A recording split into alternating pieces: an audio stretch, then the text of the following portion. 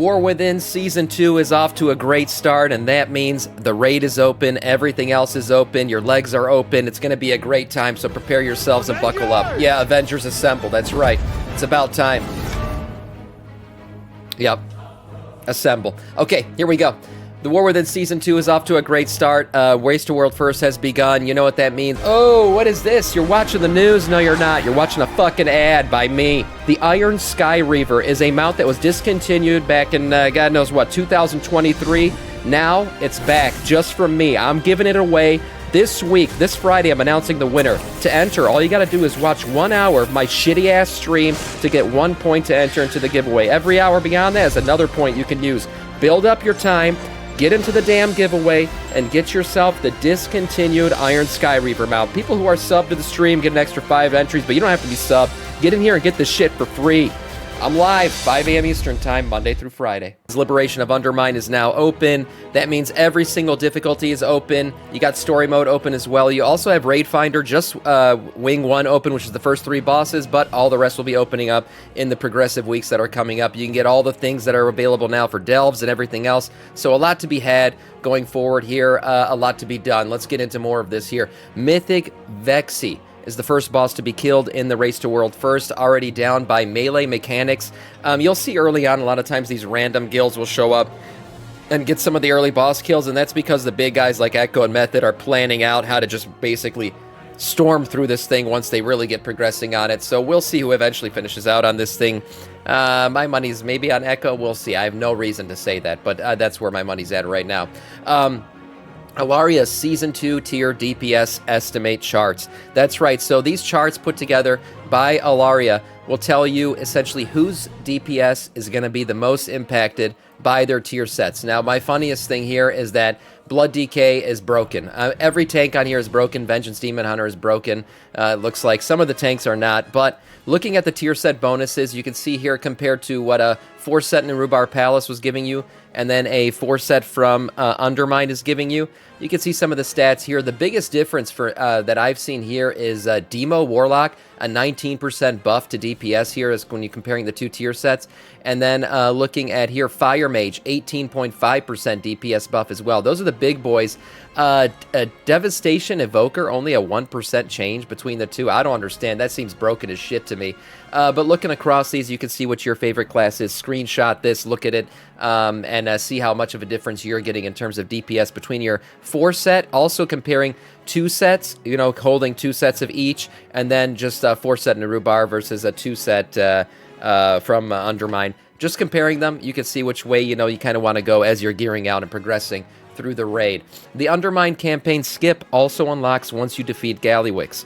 So getting in there and finishing that, I miss it when Sam was muted.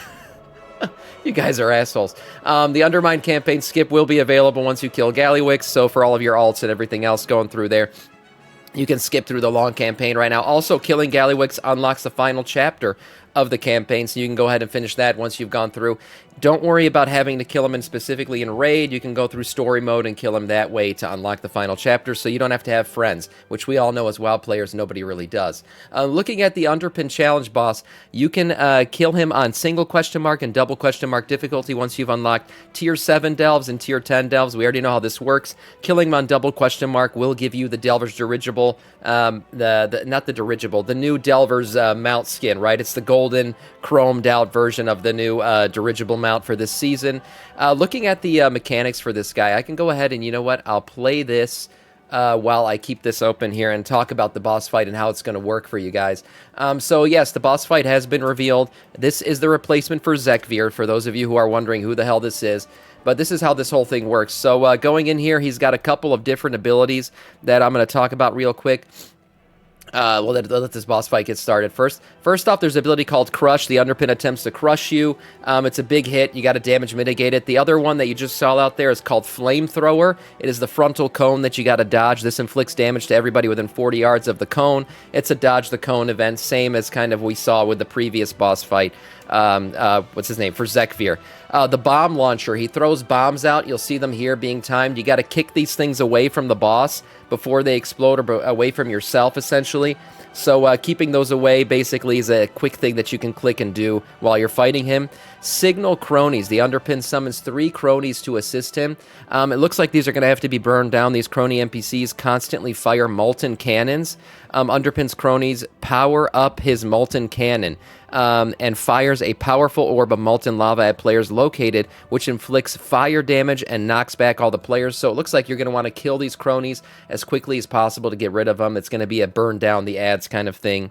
And then divergent energy to shields. So this is interesting here. I wonder if we'll be able to see this at some point. Those are the molten can. So this is the shield part. So this is a part where basically you got to break down the shield. He also takes increased damage here, 100% increased damage. This is going to be a burn him down quickly moment here.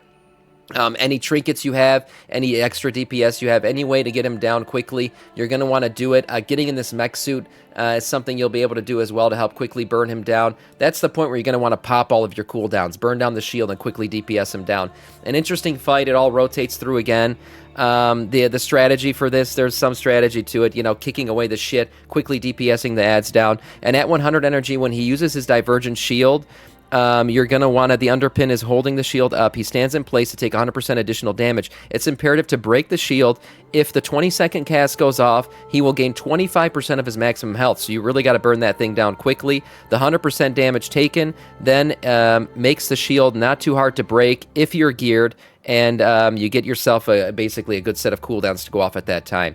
Interestingly enough, this fight, to me, looks a little bit easier than Zekvir, but we'll see how it all plays out.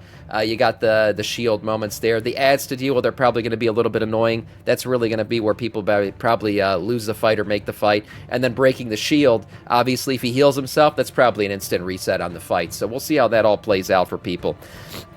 Beaver raid lead. Yeah, need to get my popcorn. Yeah, we're going to raid lead today, and we're going to destroy every boss in this raid. We're going to get into it quickly here. But before we do, talk a little bit of crafting, I guess. Weekly sparks. Yeah, that's right. You can obtain your weekly fractured spark from the Call of the World Soul quest, so you can start crafting on some shit here. While it doesn't show the quest completion, upon completion, you receive your fractured spark of fortunes. Looking at this, you can do any of these basically here.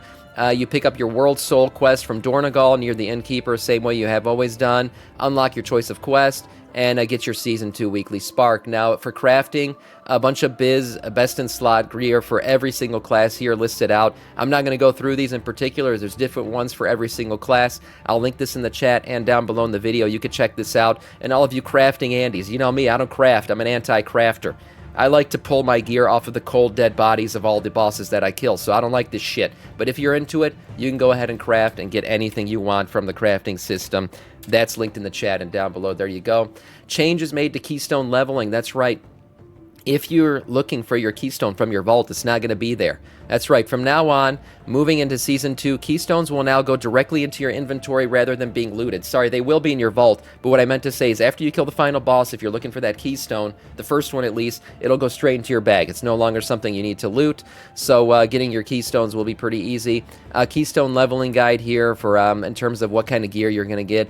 We all know basically doing a +7 is where you're going to get those gilded crests. That's kind of that's your bare minimum that you're going to want to try to get to, and maxing out your vault, you're going to want to do a Keystone 8 to push as high as you can on that heroic gear and everything else. 652 dropping at the end of the dungeon. That's how you max that out and basically get push it a little bit higher. +12 is going to drop 655. So my fault, I misspoke there. 7 is actually where you're going to max out your vault. So that's a good thing to do. Oh, you can actually get higher at +10. Myth track gear at +10. Oh my god. Okay. Yeah, so they've changed things up this season for sure. We've talked a little bit about this before. Yeah, 10 to max out vault. That's crazy. But hey, push it as high as you can. Get your vault up. It's early in the season. Obviously, a lot of this shit's going to replace pretty quickly here. And then finally, DPS charts for the first part of this season. This is your preseason DPS charts. Let's see where everybody currently stands. We got Arms Warrior, Sub-Titty Rogue, Enhancement Shaman, Havoc Demon Hunter, and Ret Pally rounding out your top 5 there. Windwalker Monk. Nice surprise here. This is for overall raid damage, is it? Yeah, overall damage. So Looking at these, completely different from Season 1. I guess Sub-Titty Rogue is one of the few that are up there that were previously up there from the last season. Unholy Death Knight doing a lot better. It looks like Marksmanship Hunter, no surprise there near the top there. At the bottom, we still got Warlocks here. I mean, Affliction Warlock, not bad in the middle, but otherwise, Warlock's having a hard time. Enhanced Elemental Shaman has dropped off a little bit, it looks like, for this season. Let's look at single target damage. This is what matters for the bosses. Arms Warrior, man. It looks like we're in a melee-centric build here. We got Arms Warrior, Sub-Titty Rogue, Enhancement Shaman, Havoc Demon Hunter, Ret Pally, and then Marksmanship Hunter. A lot of melee-centric DPS here. It's going to be a melee season, I guess. Feral Druid doing much better, as I said previously, when back months ago, I predicted that Feral Druid was going to shoot up the charts, and here it is, doing pretty damn good. Looking at the rest of these, not too bad. Mage, my god, Mage single target damage is complete garbage right now. Wow, look at that. Balance, Destro, Warlock, Demo, Warlock, and then Augmentation Evoker, always hard to track, so near the bottom there. Let's see the biggest movers up and down from last season's charts. Elemental Shaman down 21 spots from the end of last season. Wow, I don't know what the hell happened to Elemental Shaman there. And then the biggest mover up, looks like Windwalker Monk. Up 13 spots. Yeah, biggest mover up, Windwalker Monk. So great for monks there. We'll see all of this plays out next week. We'll look at these charts again and see where everybody truly settled in. Again, this is kind of like a preseason rank. But that is all in terms of news.